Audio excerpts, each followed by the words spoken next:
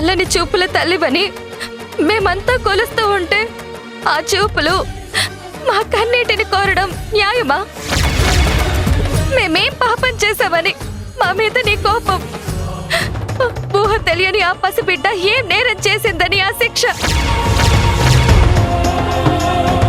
పురిట్లో కవల పిల్లల్ని మాకు వరంగా ఇచ్చి ఒకరిని నువ్వు తీసుకున్నావు, ఇంకొకరిని స్నేహం కోసం నేను దూరం చేసుకున్నాను. ఆ ఇంట్లో అందరూ పాపని ప్రాణంగా భావిస్తున్నారు. అలాంటి పసి ప్రాణం ఆపదలో ఉంది. కాపాడాల్సిన బాధ్యత నీ ఒక్కదానికే ఉంది.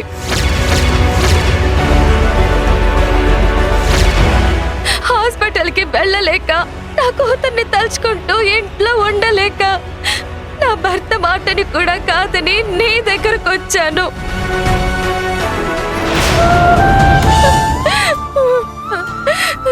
నువ్వే దిక్కని నమ్ముతున్నాను. మా మీద దయ చూపు తల్లి. నా ఆయుష్ కూడా పోసుకుని నా బిడ్డ నిండు నూరేళ్ళు క్షేమంగా ఉండాలి. మమ్మల్ని కరుణించు తల్లి.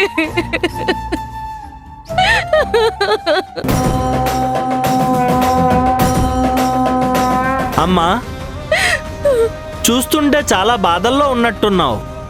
ఈరోజు అమ్మవారికి చాలా ఇష్టమైన తిథి.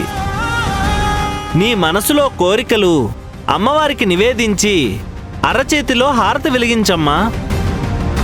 3 సార్లు ఆ నిప్పుల మీద నడిస్తే అమ్మవారు ప్రసన్నమవుతుంది.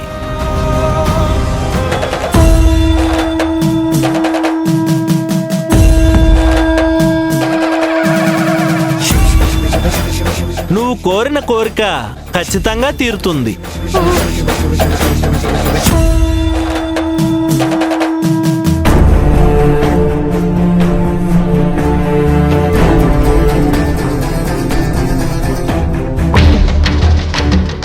సంధ్య మీద అత్త కోపం రావడం, డాక్టర్ని మేనేజ్ చేయడం అంతా నేను అనుకున్నట్టే జరుగుతుంది. పాప సేఫ్గా బయటపడితే మొత్తం ప్రాబ్లం క్లియర్ అయినట్టే.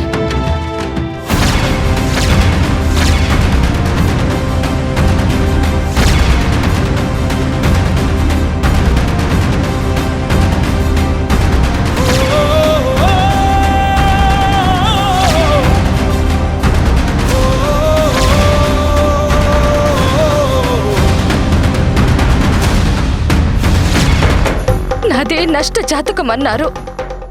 నేనన్న ప్రాసన చేయడం వల్లే అరిష్టం జరిగిందన్నారు. ఏ చేత్తో అయితే ముద్దు పెట్టానో ఆ చేతిలోనే హారతి వెలిగించుకున్నాను. నిజంగా నాది నష్ట జాతకమే అయితే, నా మనసులో ఏదైనా కల్మషం ఉంటే, నా వల్ల పాపకి ఏదైనా కీడు జరిగితే ఇప్పుడే ఈ నిప్పుతోనే నన్ను దహించే.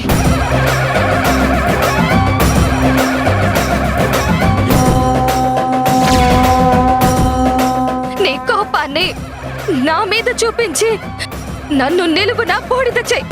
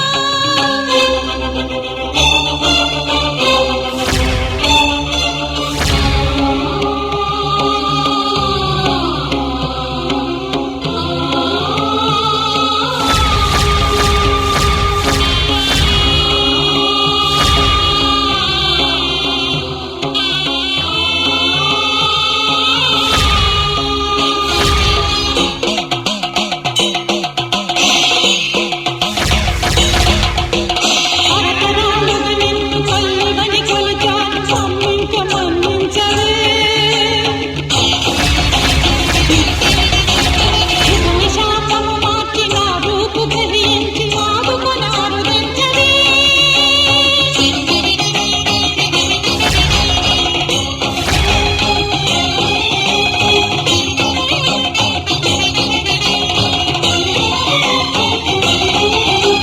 సత్యముగా నీది మాతృహృదయం అయితే సత్వరమే సాగిరా.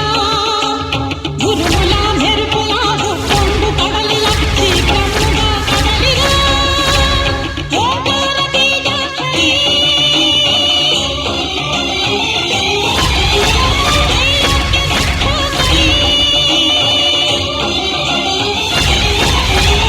శ్రీచక్ర సంచారిణి రుద్రాణి నారాయణి పాటిమా పరమేశ్వరి లక్ష్మా జగదీశ్వరి.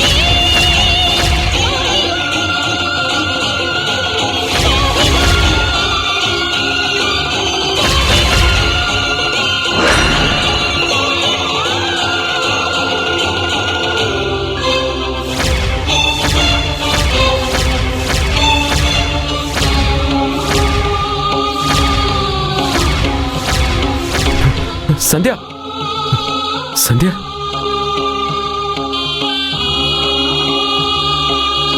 సంధ్య సంధ్య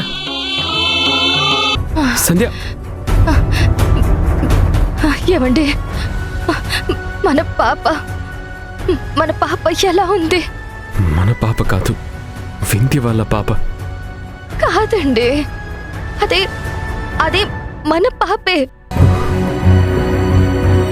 అమ్మా వింధ్య, నీ బాధని నేను అర్థం చేసుకోగలనమ్మా. పాప ప్రాణగండం నుండి బయటపడినా సంధ్య మీద నింద మిగిలిపోయింది. నీ ఫ్రెండ్గా పాప మీద ప్రేమ చూపించడం పాపం అయిపోయిందమ్మా. సంధ్య వల్ల ఈ ఇంటికి మంచి జరిగింది, ఎంతో మార్పు వచ్చింది. అవన్నీ మర్చిపోయి హాస్పిటల్లో తనను అవమానించడం నిజంగా క్షమించరాని నేరమమ్మా. మావయ్య, నాకిప్పటికీ ఆ ప్రమాదం గురించి అనుమానంగానే ఉంది. సంధ్యని ఇరికించడానికి కావాలని చేసిన కుట్రలానే అనిపిస్తుంది. మనం డాక్టర్తో మాట్లాడడానికి వెళ్ళినప్పుడు ఆల్రెడీ అక్కడ మౌనిక ఎందుకుందో నాకిప్పటికీ అర్థం కావడం లేదు మావయ్య. పాప ప్రమాదానికి కారణం ఏంటని అడిగితే డాక్టర్ కూడా సరైన సమాధానం చెప్పలేకపోయింది. అవునమ్మా, నాకు కూడా డాక్టర్ విషయంలో చాలా డౌట్లున్నాయి. ఈ ప్రమాదం వెనుక నిజానిజాలేంటో నేను కనుక్కుంటాను. నీ మామయ్యగా, ఒక తాతగా అది నా బాధ్యతమ్మా. ఈ విషయాన్ని నాకు వదిలేసి నువ్వు ప్రశాంతంగా నిద్రపోమ్మా. ప్రశాంతంగానా? ఎలా మావయ్య? హాస్పిటల్ నుంచి పంపించేసిన సంధ్య ఇప్పుడు ఎలా ఉందో, ఏ నేరం చేయకుండా పడిన నిందకి తను ఎంత బాధపడుతుందోనని నాకు ఒకటి ఆలోచన, ఆందోళన. నాకు ఈ క్షణం సంధ్యని చూడాలనుంది మావయ్య. తన కన్నీళ్ళని తుడుస్తూ నా బాధని పంచుకోవాలనుంది. కానీ అవకాశం లేదు మావయ్య. చూడమ్మా, అన్నీ కళ్ల ముందే జరుగుతున్నా ఏమీ చేయలేకపోతున్నానమ్మా. ఇంటి పెద్దనయ్యుండి సమస్య అని తెలిసినా కూడా కేవలం ఒక ప్రేక్షక పాత్ర పోషించాల్సి వస్తుంది. ఒకటి మాత్రం నిజమమ్మా, మీ స్నేహానికి దిష్టి తగిలింది. మీ అత్తయ్య పొగిడిన సంధ్య ఒక్క రోజులోనే శత్రువుగా మారిపోయింది. ఈ మార్పులకి కారణం ఎవ్వరైనా సరే నేను అడ్డుకుంటానమ్మా.